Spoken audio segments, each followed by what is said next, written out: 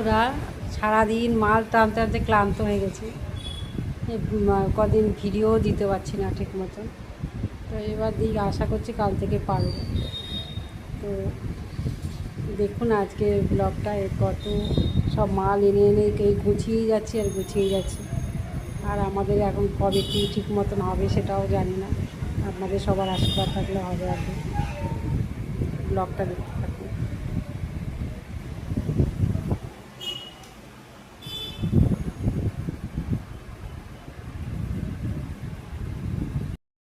বন্ধুরা এই যে ভাত আছে, সকালে ভাত, লোটে মাছ ঠিক মতো খাওয়া হয়নি, মাছ ট্রান্সফার করতে করতে এই তরকারি করেছিলাম। আর এখানে তরকারি হচ্ছে, চিকেন হচ্ছে। এখানে ভাত একটু লাগবে বলে বাটিতে করে বসিয়ে দিয়েছি। ব্লগটা দেখতে থাকুন। ভাড়া যাওয়া যে কী কষ্ট, যারা যায় তারা যায়।